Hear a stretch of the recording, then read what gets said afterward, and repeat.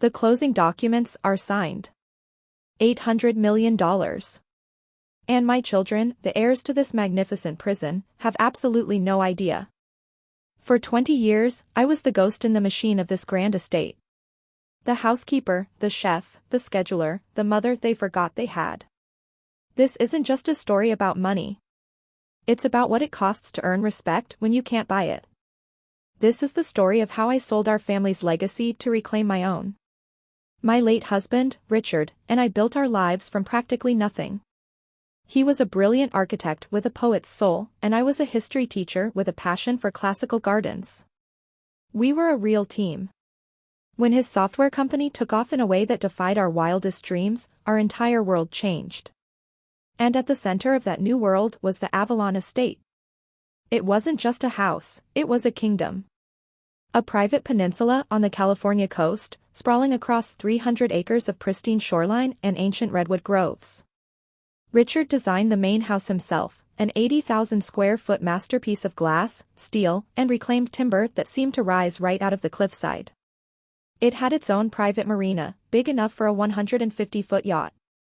It had a 6-hole golf course that snaked through the hills, designed by a world-famous pro.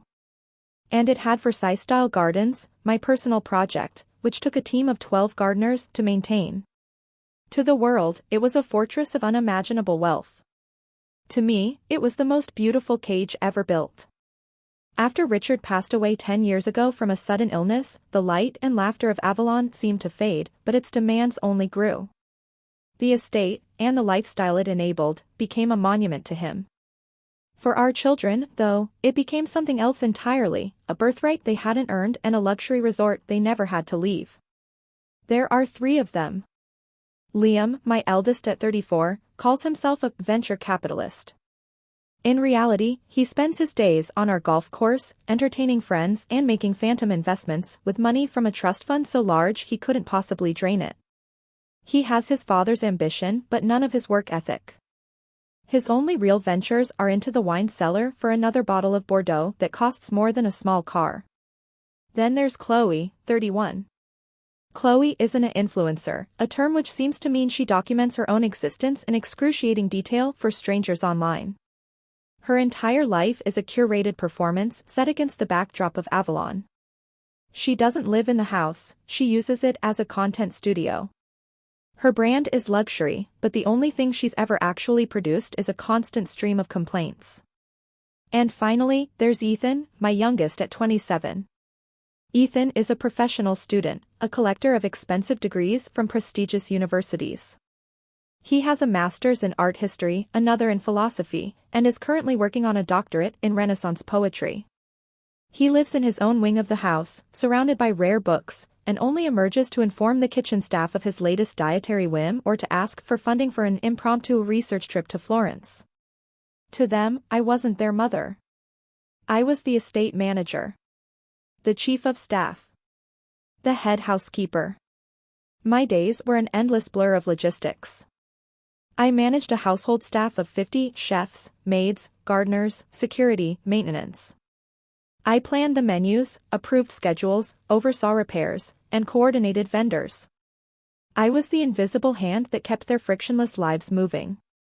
They didn't see me, they saw a function. An extension of the estate itself. The disrespect wasn't loud, not at first.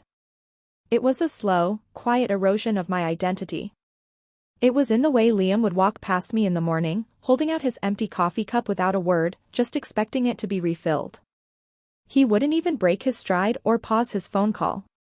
One afternoon, he came in from the golf course, shoes caked in mud. He saw me in the grand hall, discussing menus with the head chef. He walked right up, kicked off his shoes, and grunted, "Have these sorted before my dinner plans?" Not a please. No eye contact. Just a command, leaving me and the chef standing there in stunned silence.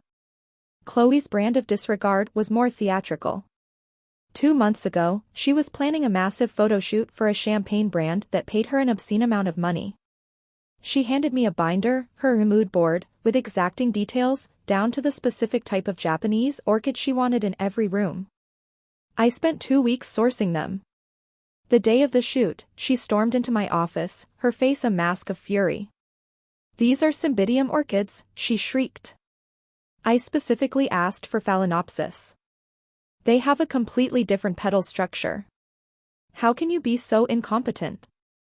Even the help should know my preferences by now." She then threw the vase against the wall, shattering it and scattering water and flowers all over a priceless Persian rug. She wasn't mad about the flowers. She was mad that I, her mother, had failed in my duties as her servant. But maybe the most cutting thing of all was the casual invisibility. Last Christmas, I spent a month planning a perfect holiday. I had the chefs recreate Richard's favorite 7-course meal.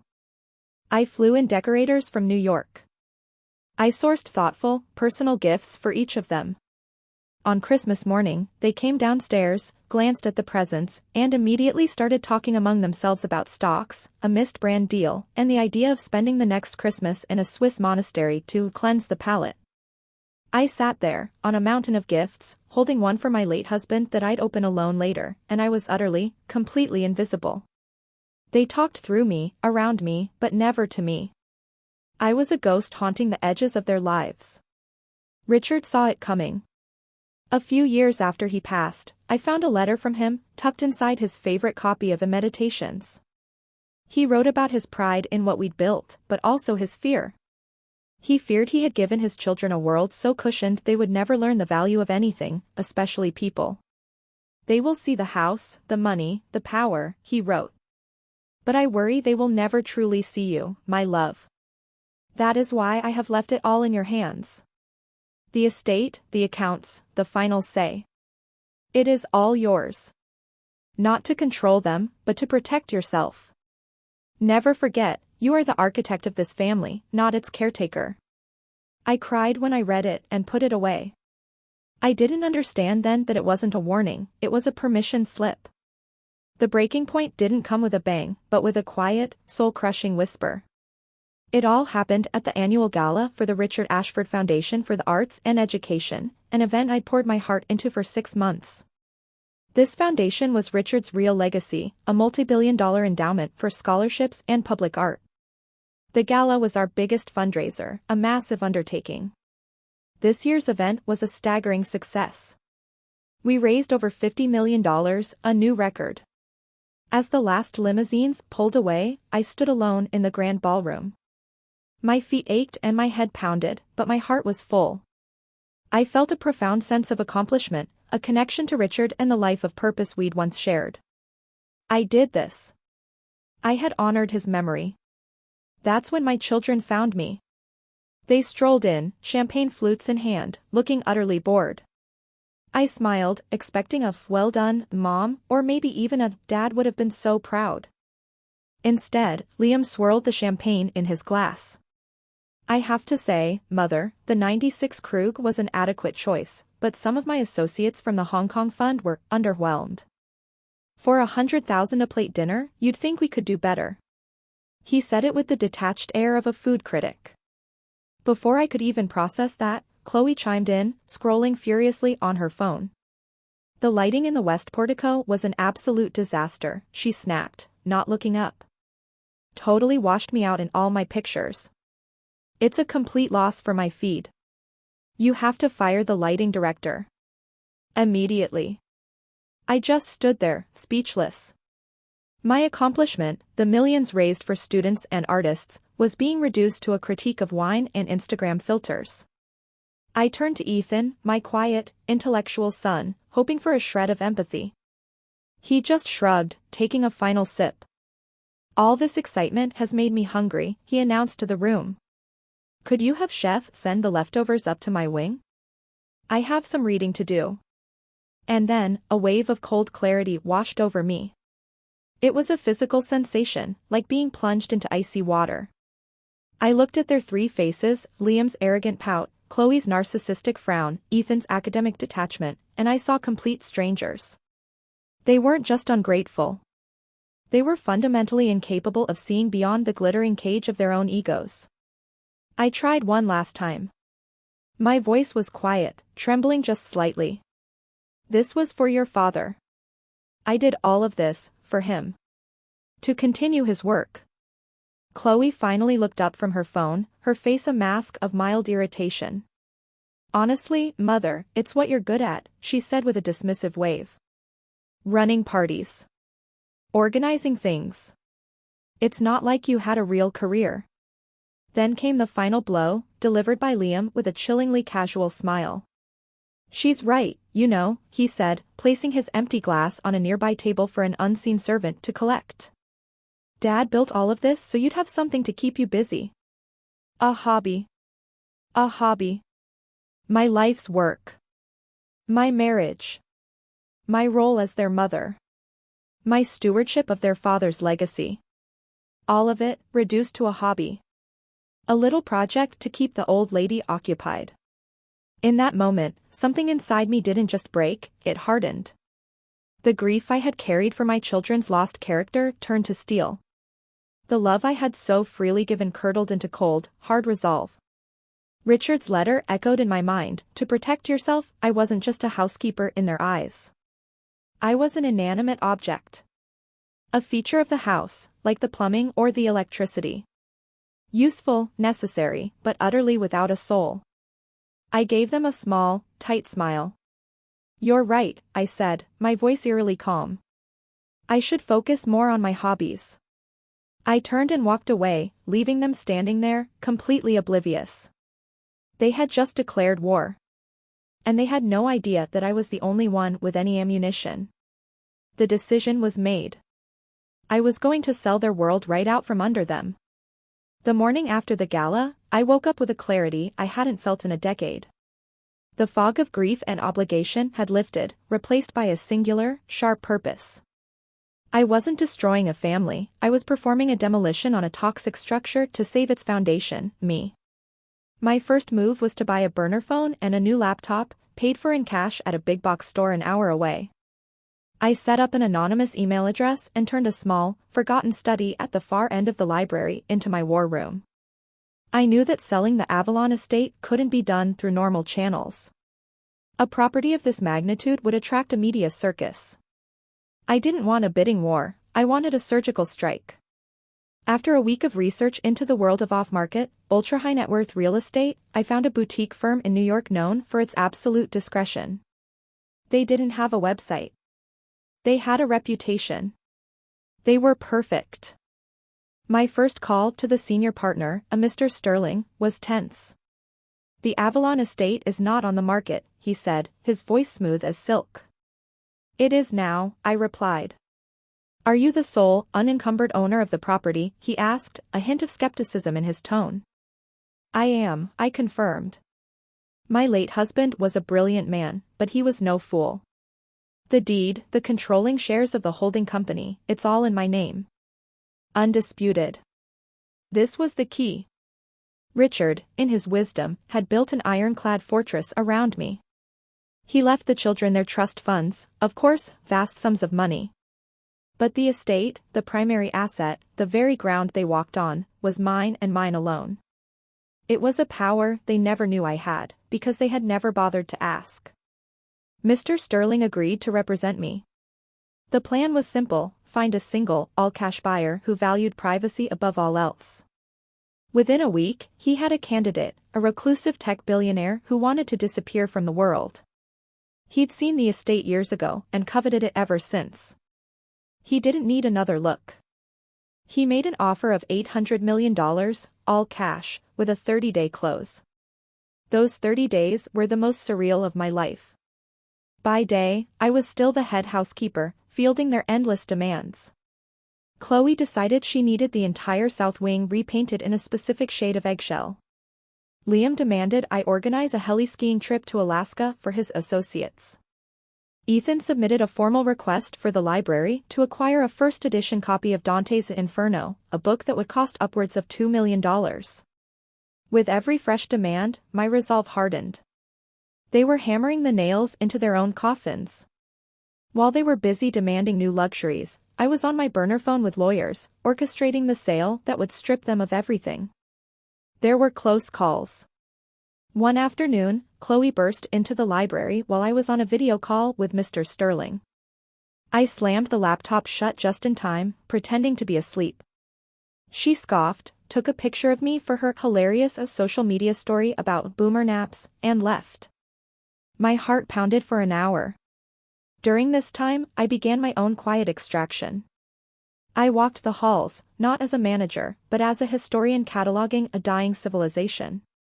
I didn't care about the Picasso in the hall or the Rodin in the garden. I packed small things. A box of letters from Richard. The children's first drawings. A framed photo of the five of us on a simple beach vacation, years before the money changed everything, a picture of a family that no longer existed. The hardest part was walking through my gardens. I had designed them, nurtured them. I knew every rose bush. Knowing I was about to give them away was a special kind of heartbreak. But one evening, watching the sunset over the Pacific, I realized I wasn't losing the garden.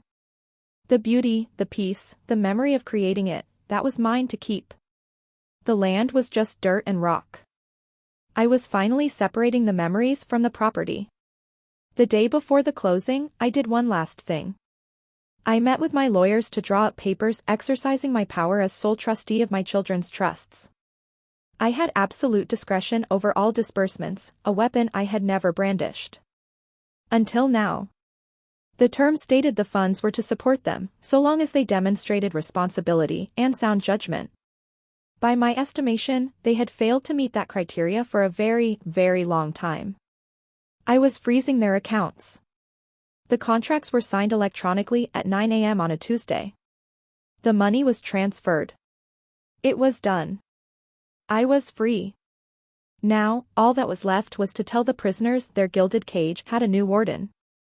I chose to deliver the news not with anger, but with the cold, quiet efficiency they had mistaken for servitude. No yelling, no tears. This was a corporate restructuring of the family they took for granted. I sent a text to all three, family meeting. Formal dining room. 4 p.m. It's mandatory. The mandatory part was new. They arrived looking annoyed. Liam was in his golf attire, Chloe was still talking to her phone, and Ethan drifted in with a book in hand. They took their seats around the monstrous mahogany table. I remained standing at the head, where Richard used to sit. "Thank you for coming," I began, my voice steady.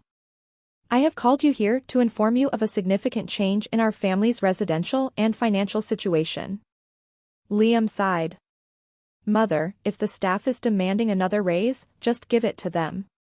Honestly, the drama. "This isn't about the staff, Liam," I said. "This is about the ownership of this estate. As of 9 o'clock this morning, I am no longer the owner. I have sold it." Silence. Then, a short, barking laugh from Chloe. "Oh, Mother, that's hilarious," she snorted, looking to her brothers for support. "Is this one of your jokes? A little midlife crisis thing? It's cute." I didn't smile back. I slid a thick envelope down the polished table to each of them. "I assure you, it is not a joke." Liam tore his open. His eyes scanned the first page, then widened. Chloe and Ethan, seeing his reaction, scrambled to open theirs. Inside was a legally binding notice to vacate the property, a copy of the deed of sale, and a letter from the new owner's legal team. "What is this?" Chloe whispered, her voice trembling. "Notice to vacate? 48 hours? This is insane." Liam slammed his fist on the table. "You can't do this. This is our home. This is the Ashford legacy," he roared, his face turning a blotchy red. "What would Dad say?" "Your father," I said, my voice dropping but gaining a hard edge, "is the one who gave me the power to do this. He left this house, this entire estate, to me. Me alone. He did it because he saw what you were becoming. You saw this estate as your birthright, and you saw me as its unpaid manager. You were wrong on both counts." The color drained from their faces as reality set in. "So I'm supposed to just leave?" Chloe cried, tears of pure, selfish panic in her eyes. "My followers, my brand. My whole life is here. Your life, I corrected gently, was a stage. The set has been sold. You'll have to find a new one. Ethan, pale and silent, finally spoke. The money, he whispered. The house is one thing, but there's the trust. We still have the trusts. I looked at my youngest son. Yes. The trust funds, I said, pulling another set of documents from my portfolio. About that. As the sole trustee, I have the authority to manage disbursements based on my assessment of your maturity and financial responsibility. I have made my assessment. I slid the new papers toward them. As of this afternoon, your trust funds have been frozen. All of them. Indefinitely. Pending a complete reevaluation of your life goals, your career prospects, and your fundamental understanding of the word respect. That was the moment their world truly ended. Losing the palace was one thing. Losing the treasury was another. The explosion was immediate. Chloe was sobbing. Ethan looked like he was going to be sick. But Liam. Liam stood up, his face twisted with a rage so pure it was almost primal. You're a monster, he spat. No, Liam, I said, standing my ground, my voice as calm as a frozen lake. I am a mother who has finally stopped enabling her children. You wanted a housekeeper? Well, the housekeeper has just quit. And she's taken her house with her. I picked up my portfolio. You have 48 hours to remove your personal belongings. The new owner is not sentimental, and his security team will be here at noon on Thursday. I suggest you get packing. I turned and walked out of the room, leaving behind the wreckage of 3 lives built on a foundation of entitlement. For the first time in 20 years, the tick-tock of the grandfather clock didn't sound like a countdown. It sounded like the rhythm of my own heart. The next 48 hours were a symphony of chaos, which I observed from a serene distance. I'd checked into a suite at a 5-star hotel under a different name. My burner phone was off. My real phone was set to block their numbers. My lawyer was their only point of contact. He told me the scene at Avalon was pandemonium. They tried to rally the staff, but when they learned their employment was being transferred to the new owner with a significant raise, their loyalty to my children vanished. For the first time in their lives, Liam, Chloe, and Ethan had to pack their own boxes. Liam apparently spent the first 12 hours calling every lawyer he could find. Each one told him the same thing: my ownership was absolute, the sale was ironclad, he had no legal recourse. He had to hire a moving company on his own credit card, an indignity that apparently caused him to smash a priceless Ming vase in a fit of rage. Chloe's meltdown was public. She went live on social media, broadcasting a tear-streaked, hysterical rant from her walk-in closet about her toxic, mentally unstable mother. It backfired spectacularly. Her audience, used to aspirational content, was not sympathetic to a 30-something multimillionaire being forced to leave her mother's mansion.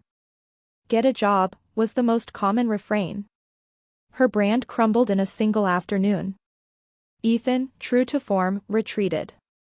He apparently spent the entire time trying to pack his vast library, realizing too late he couldn't move thousands of rare books in 2 days. He had to abandon most of them, a tragedy that, for him, was probably more profound than losing his trust fund. By noon on Thursday, they were gone. The new owner's security team secured the property. The gates of Avalon swung shut. In the months since, I've watched their new lives from afar. Liam, stripped of easy capital, is trying to find a real job in finance and discovering his resume is worthless. He's living in a small, rented condo. Chloe's influencer career is in ruins. She tried to pivot to authentic struggle-y content, but her attempts at relatability came across as pathetic. She's reportedly taking online marketing classes. Ethan is living with a university friend. He had to drop out of his doctoral program. I heard he was seen working part-time in a university bookstore, surrounded by the books he once owned. Have they reached out? Of course. The first month was a barrage of angry texts. The second was full of desperate pleas for money. The third was mostly silence. Then, about a week ago, I received an email. It was from Ethan. It was short. It said, "I'm reading Dad's favorite, Meditations. There is a passage, the impediment to action advances action. What stands in the way becomes the way." I think, for the first time, I am starting to understand. I hope you are well. It wasn't an apology. Not yet. But it was a start. A tiny crack in the marble facade. I haven't replied. The price of admission back into my life is respect, and that is a currency they are only just learning how to earn. As for me, I've been reborn.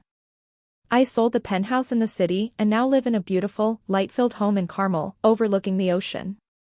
It's a house, not an estate. With a significant portion of the $800 million, I have fully funded the Richard Ashford Foundation, which is now one of the largest arts and education endowments in the country.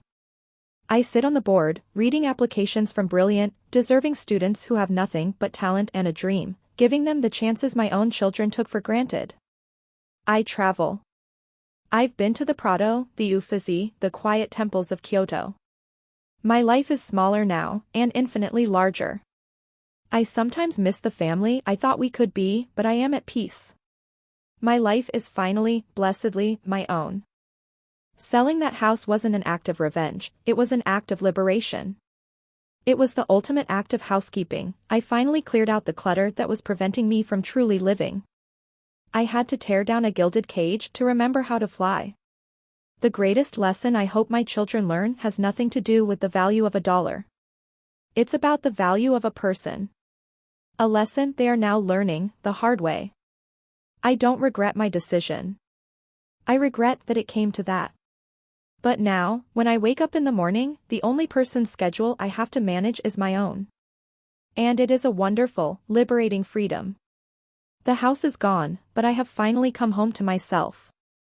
What would you have done? Let me know in the comments below. If you believe everyone deserves respect, hit that like button. And for more stories about reclaiming your power, make sure you subscribe. Thank you for listening.